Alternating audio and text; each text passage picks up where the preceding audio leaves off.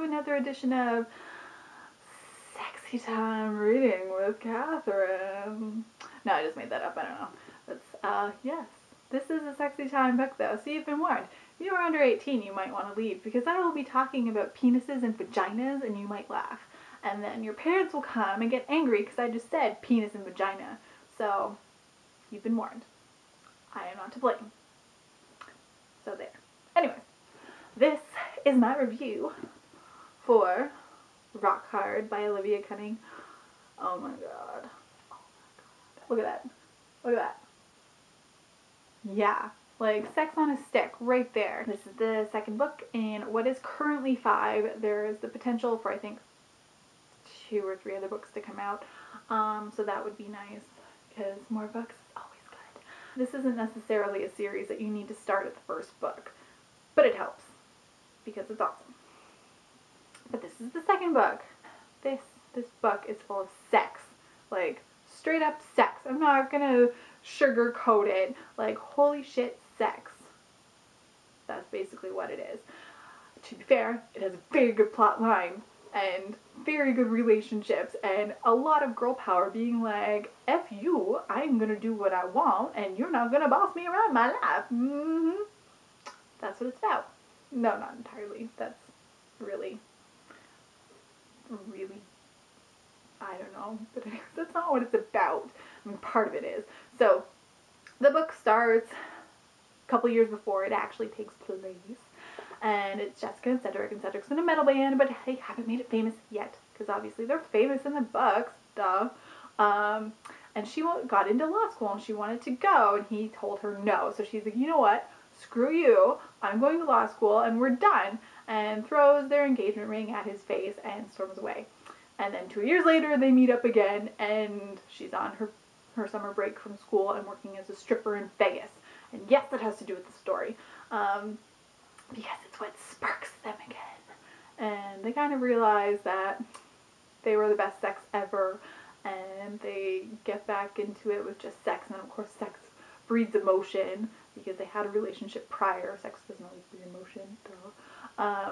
But yes, so you're watching them, mostly Jessica, say that it's just about the sex and it's not real, and then of course it's real. Duh. But yeah, so it's showing them kind of rekindling their relationship and making sure that this time around has a stronger foundation while dealing with stuff that's happened in the past 2 years. So there's actual plot. It's not just sex, although holy shit, the sex. Like, I was reading it and I was like, this kind of needs to get back to the plot because this is ridiculous. But yeah, sex happens all over the place.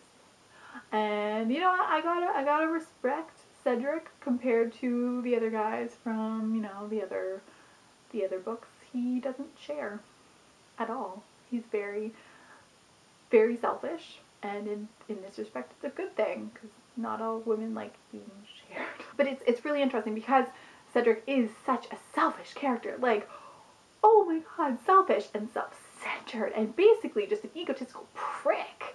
And Jessica's really nice and smart. I mean, like, she's going through to be a lawyer. So it's interesting to see because there's a lot of resistance going on between the two, because they are, granted, very bullheaded and they don't want to necessarily compromise, but at the same time they want to win. So it's very interesting and dynamics that way, and it adds a lot to the plot as well. But what's more interesting, I find, is that especially the longer that they are together, and of course the longer that the book goes on, you do find that they have the other side. More so, it's surprising with Cedric because he does, especially from the first book, come off as this really, really big asshole, which he is. In, I mean, I guess in that industry, you kind of have to be in certain ways. At the same time, fantastic with fans, so you gotta respect the guy for that, if he was real. I'm talking like they are.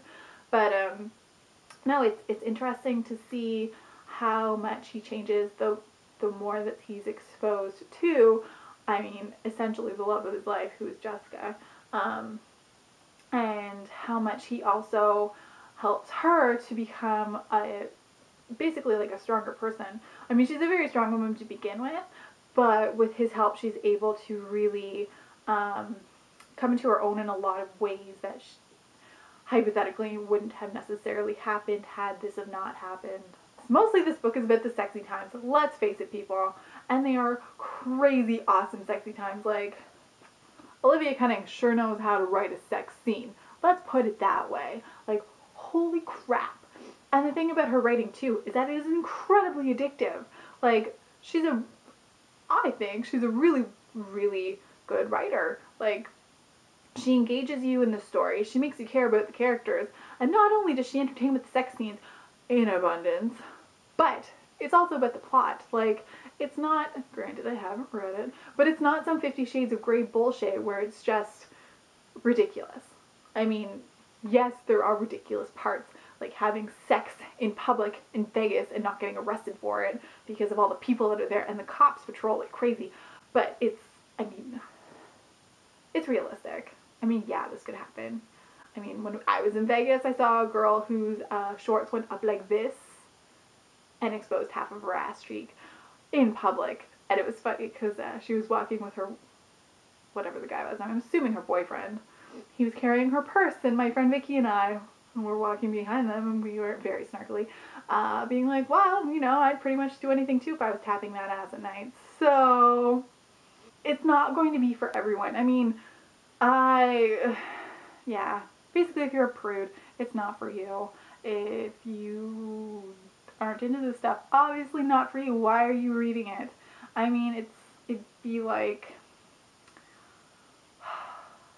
you know what, it would be like one of the kids from 19 Kids and Counting picking up even like Harry Potter and reading it. I don't think that's ever going to happen unless they, you know, live by themselves and decide to be rebellious. It's true. Lovely family, but that's the way it is. If you're looking for a really good romance that's borderline crazy naughty erotica, but still has a plot line, this is for you. It's a good book. I really enjoyed it. The other books in the series, just as awesome. And I will eventually have the other 3 reviews up as well.